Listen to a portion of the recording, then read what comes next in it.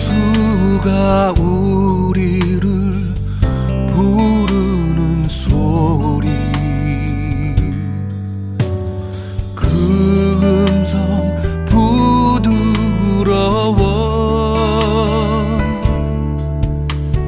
문화 앞에 나와서 사면을 보며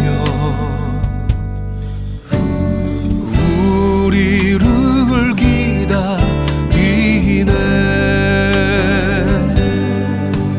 오라 오라 방황치 말고 오라.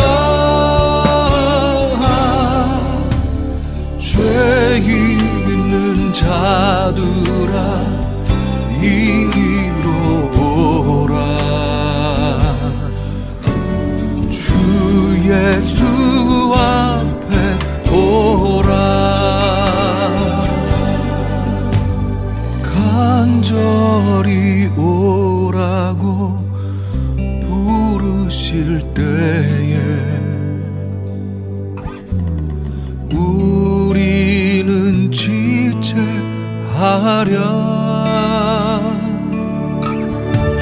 주님의 은혜를 왜 아니 받고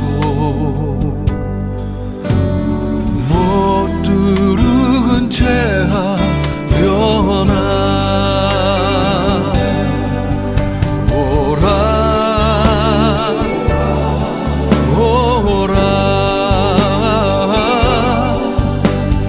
방황치 말고 오라.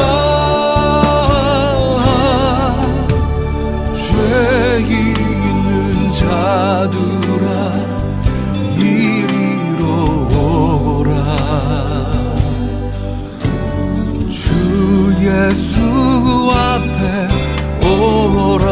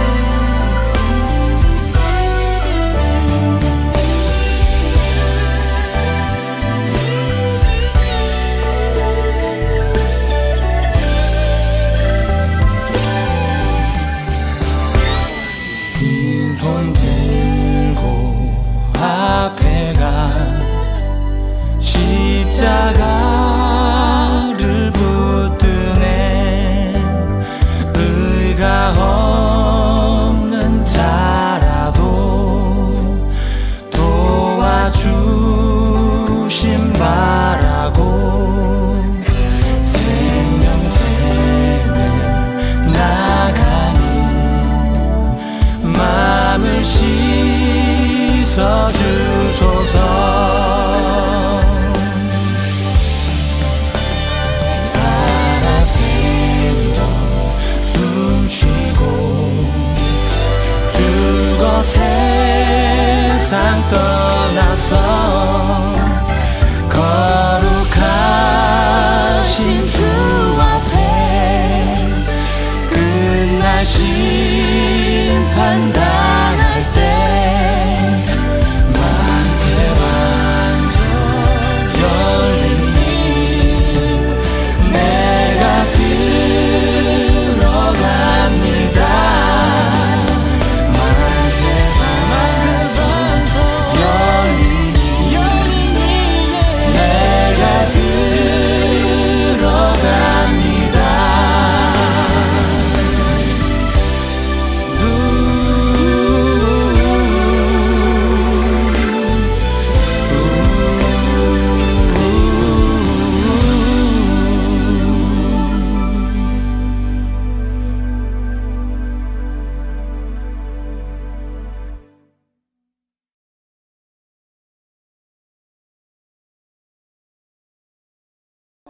또 이르시되 내가 너희와 함께 있을 때 너희에게 말한 바 곧 모세의 율법과 선지자의 글과 시편의 나를 가리켜 기록된 모든 것이 이루어져야 하리라 한 말이 이것이라. 이에 그들의 마음을 열어 성경을 깨닫게 하시고 이같이 그리스도가 고난을 받고 제3일에 죽은 자 가운데서 살아날 것과 또 그의 이름으로 죄 사함을 받게 하는 회개가 예루살렘에서 시작하여 모든 족속에게 전파될 것이 기록되었으니 너희는 이 모든 일의 증인이라.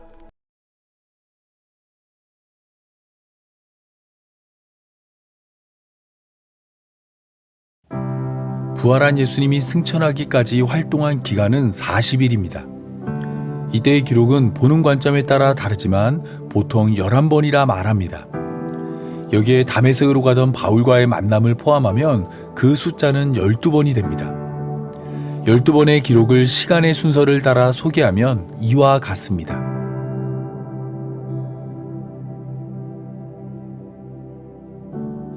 첫째는 안식 후 첫날 새벽에 막달라 마리아를 만난 일이고, 둘째는 무덤을 찾은 여자들을 만난 일입니다.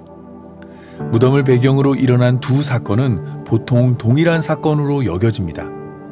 요한복음을 제외한 모든 복음서가 막달라 마리아가 무덤을 찾은 여자의 무리 중 하나라 말하기 때문입니다. 하지만 요한복음은 마리아가 혼자 무덤을 찾았고 예수님의 시신이 없어진 것을 알고 무덤 밖에서 울다 예수님을 만났다 말합니다.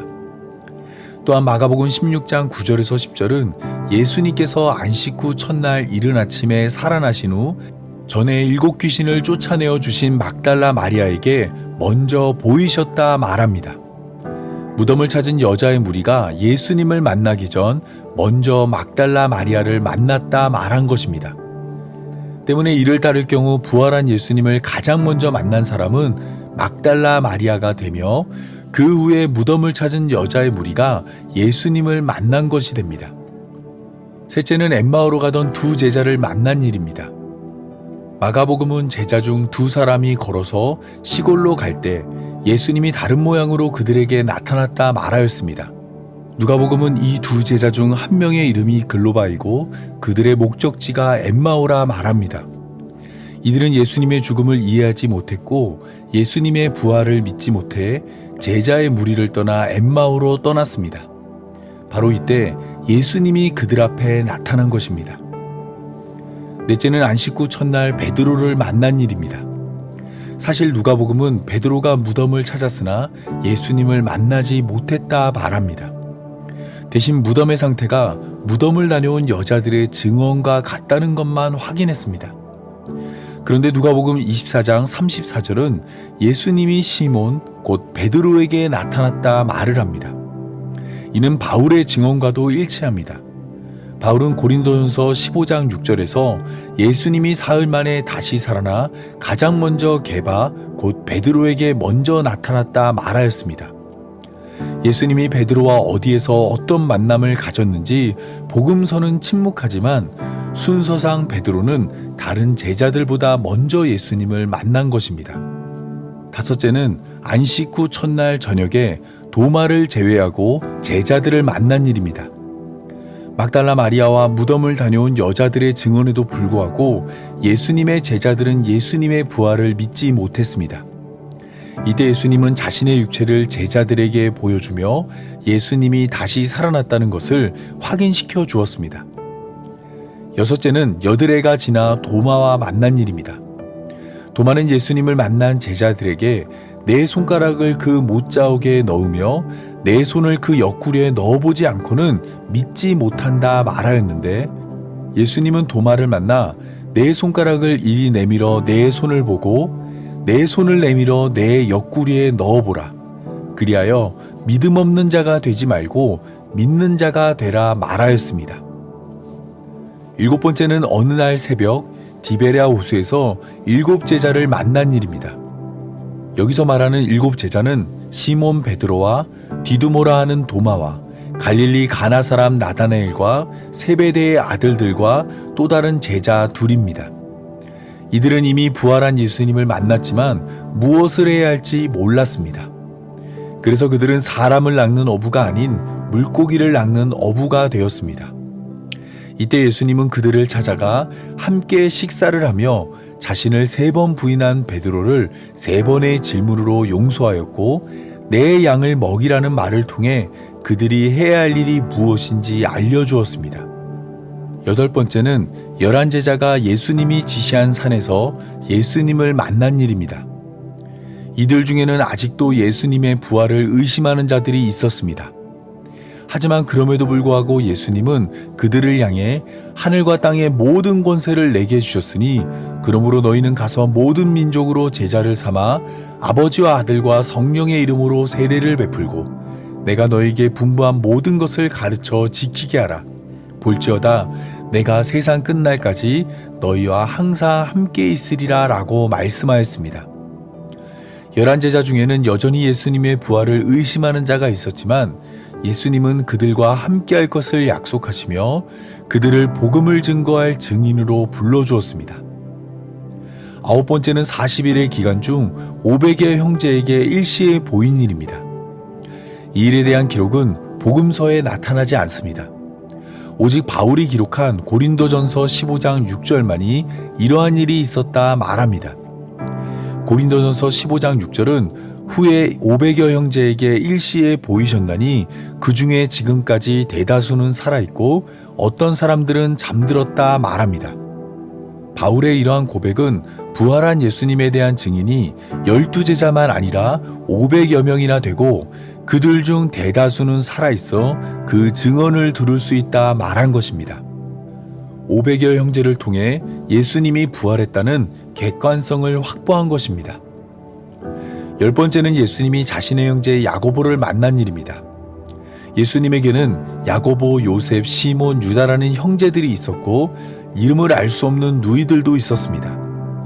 이들은 어느 날 갑자기 스스로를 하나님의 아들이라 말하는 예수님이 미쳤다고 생각했습니다.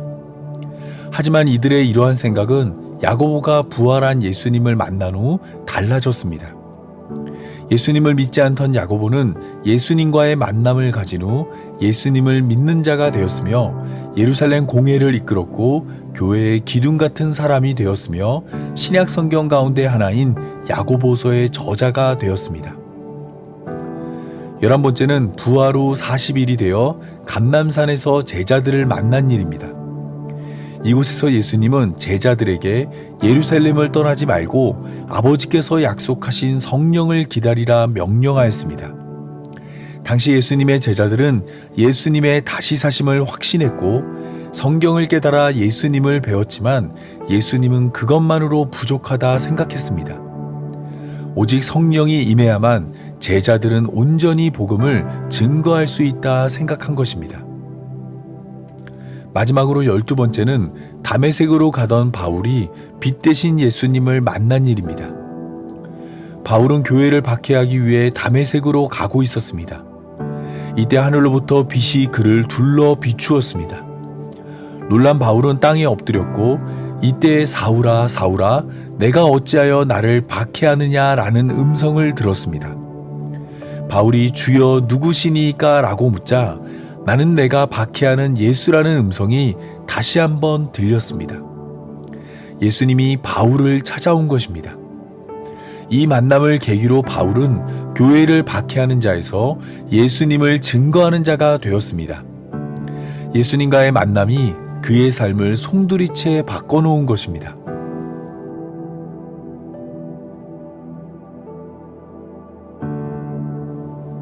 부활에 대한 예수님의 기록은 여러 가지 특징을 가집니다.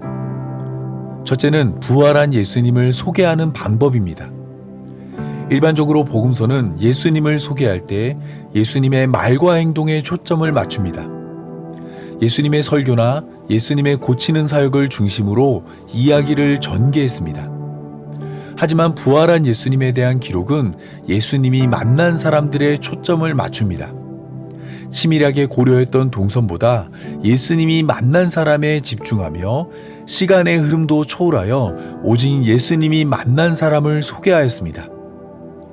여기서 우리는 두 번째 특징을 발견할 수 있습니다.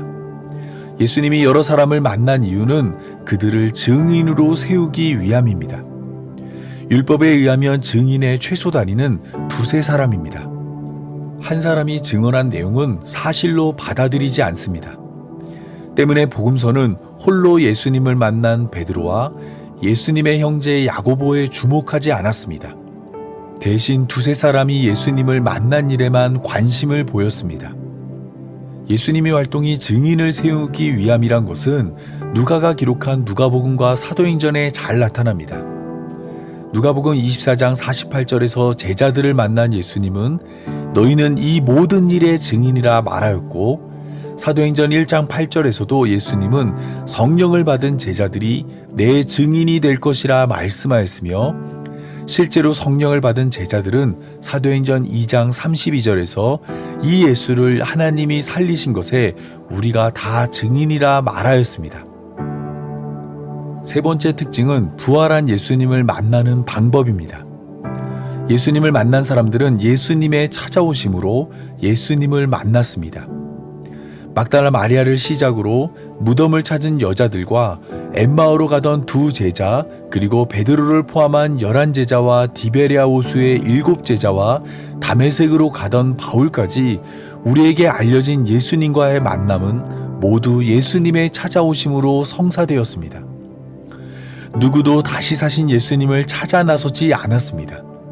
죽은 예수님을 찾아 나선 것이 예수님을 만난 사람들의 최선이었습니다. 이는 네 번째 특징으로 연결됩니다. 다시 사신 예수님을 만난 자들은 모두 예수님과의 만남을 기대하지 못했습니다. 가장 먼저 예수님을 만난 막달라 마리아는 예수님의 시체가 사라진 것을 알고 펑펑 울다가 예수님을 만났습니다. 무덤을 찾은 여자들도 예수님이 다시 사셨다는 천사의 말을 듣고 무서움과 큰 기쁨으로 달려가다가 예수님을 만났습니다. 엠마오로 가던 2 제자도 예수님과 동행하였지만 예수님을 알아보지 못할 때 예수님을 만났습니다. 예수님의 11제자도 예수님의 다시 사심을 믿지 못할 때 예수님을 만났습니다. 예수님의 형제 야고보는 예수님이 미쳤다고 생각했을 때 예수님을 만났습니다. 그리고 바울은 교회를 박해할 때 예수님을 만났습니다. 예수님을 만난 사람 중에 예수님이 다시 사신 것을 믿고 예수님과의 만남을 기대한 자는 한 명도 없었습니다. 모두 예수님과의 만남을 기대하지 못하였을 때 예수님을 만난 것입니다. 마지막으로 5번째는 예수님의 부활은 성경을 통해 증거된다는 것입니다. 요한복음의 전반부는 표적의 책으로 불리는데 여기에는 예수님의 7가지 표적이 소개됩니다. 그중 마지막 표적은 죽은 나사로가 살아나는 표적입니다. 이 표적으로 많은 유대인들이 예수님을 믿게 되었습니다. 무덤에서 나흘 만에 살아나온 나사로의 존재가 곧 예수님의 능력을 증명하였습니다. 마찬가지로 다시 사신 예수님의 존재는 그것만으로도 예수님의 능력을 증명합니다. 예수님이 하나님의 아들이며 그리스도라는 것을 깨닫게 합니다. 하지만 예수님은 자신의 부활로 자신을 증명하지 않습니다. 예수님은 성경을 통해 자신을 증거하십니다. 부자와 나사로의 비유는 그 이유를 잘 설명하고 있습니다. 부자는 아브라함에게 부탁하여 나사로를 자신의 아버지 집에 보내달라 요구하였습니다. 그러면 자신의 5 형제가 죽었다 살아난 나사로의 증언을 듣고 자신이 머무는 음부에 오지 않을 것이기 때문입니다. 하지만 요한복음의 마지막 표적인 나사로의 부활은 부자의 바람이 틀렸다는 것을 말해줍니다. 부자의 요구대로 죽었던 나사로는 부활했지만 그 모습을 본 종교 지도자들은 이날로부터 예수님을 죽이기로 모의하였습니다. 죽은 자의 부활을 보더라도 이미 마음을 닫은 자는 결코 그 마음을 열지 않습니다. 때문에 부자의 요구를 들은 아브라함은 모세와 선지자들 곧 성경을 통해 듣지 아니하면 비록 죽은 자 가운데서 살아나는 자가 있을지라도 권함을 받지 아니한다 말하였습니다. 죽은 자의 부활을 보더라도 그것은 성도의 삶을 구원으로 인도하지 못한다 말한 것이고, 모세와 선지자들 곧 성경을 통해서만 성도의 삶은 구원에 이를 수 있다 말한 것입니다. 엠마오로 가던 2 제자에게 나타난 예수님의 모습도 같은 말을 하고 있습니다. 예수님은 엠마오로 가던 2 제자에게 자신의 부활을 알리는 것만으로도 그들의 마음을 움직일 수 있었습니다. 다시 사신 예수님의 등장만으로도 그들은 가던 길을 돌이켜 예루살렘으로 돌아갔을 것입니다. 하지만 예수님은 그들이 성경을 깨닫기까지 자신의 존재를 감추었습니다. 예수님이 그들에게 원했던 것은 부활한 예수님을 믿는 것이 아닌 성경을 깨달아 예수님을 믿는 것이기 때문입니다. 예루살렘에 모였던 제자들을 만난 예수님의 모습도 같은 말을 하고 있습니다.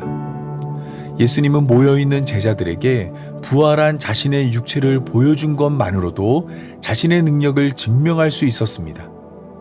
하지만 예수님은 제자들이 예수님의 부활을 확인하여 성경을 깨닫길 원했습니다. 그래서 예수님은 친히 모여있는 자들에게 모세의 율법과 선지자의 글과 시편에 예수님을 가리켜 기록된 모든 말씀이 이루어졌다 가르쳤고, 그들의 마음을 열어 성경을 깨닫게 하였습니다. 십자가에서 죽고 부활한 예수님의 삶을 근거로 성경을 깨달아 믿음으로 구원에 이르길 원한 것입니다.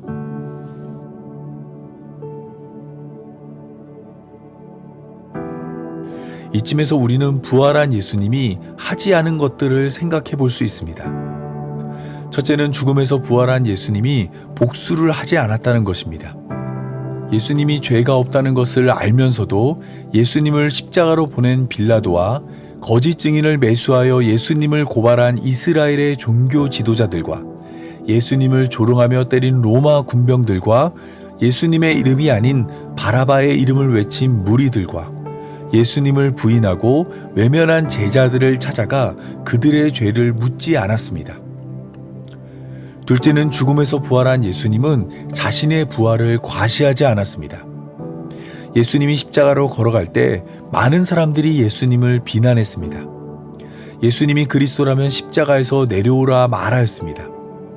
종교 지도자들은 물론이고 로마 군병과 예수님과 함께 십자가에 못 박힌 강도마저 십자가에서 벗어나지 못하면 예수님은 그리스도가 아니라 조롱했습니다.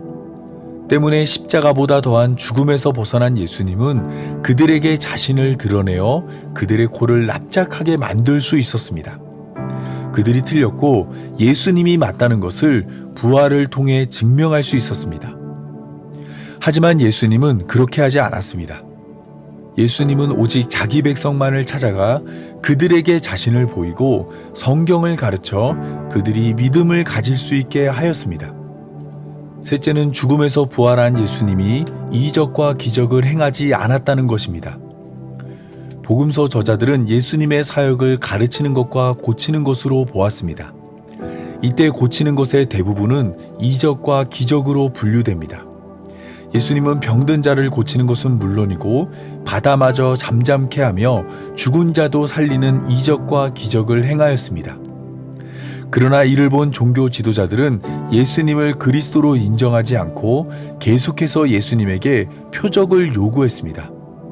때문에 예수님은 악하고 음란한 세대가 표적을 구한다 말을 하며 예수님이 세상에 보여줄 표적은 요나의 표적밖에 없다 말씀하였습니다.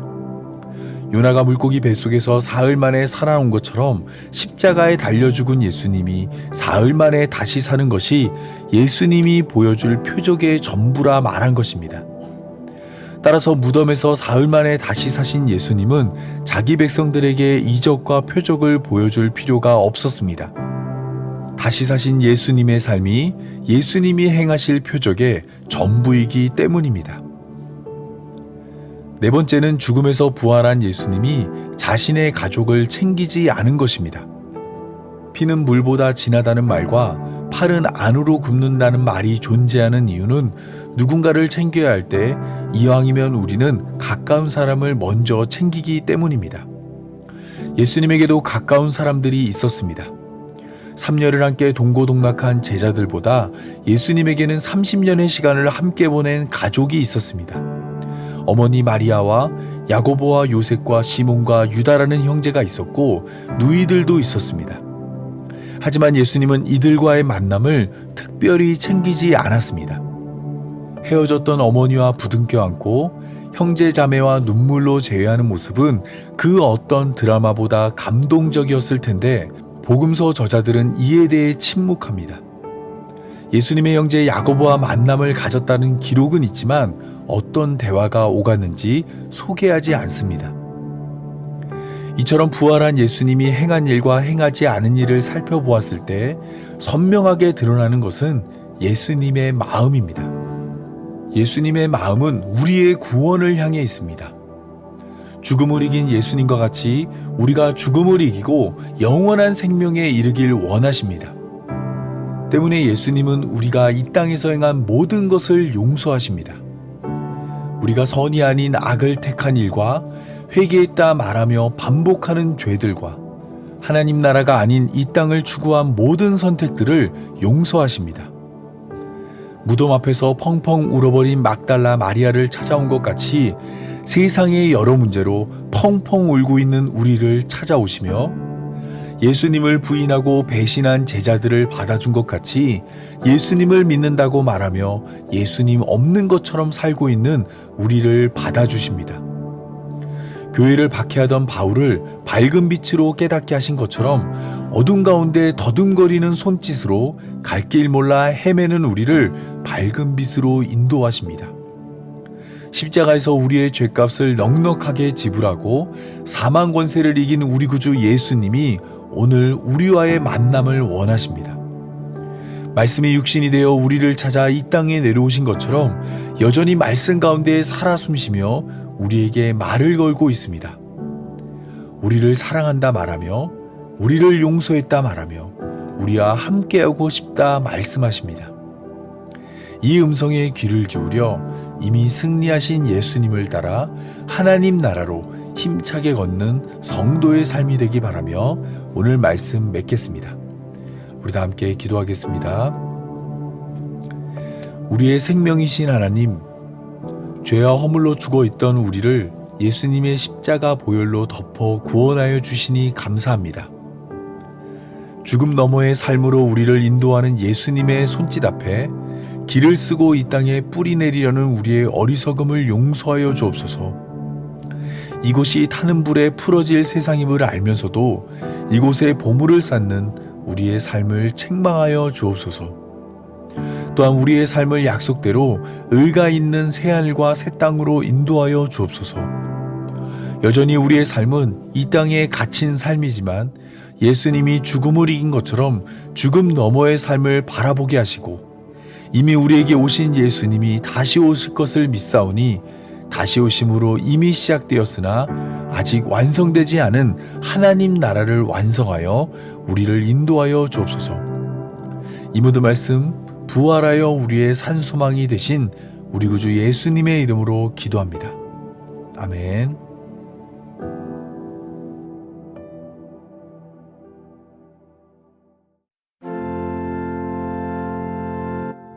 주 닮아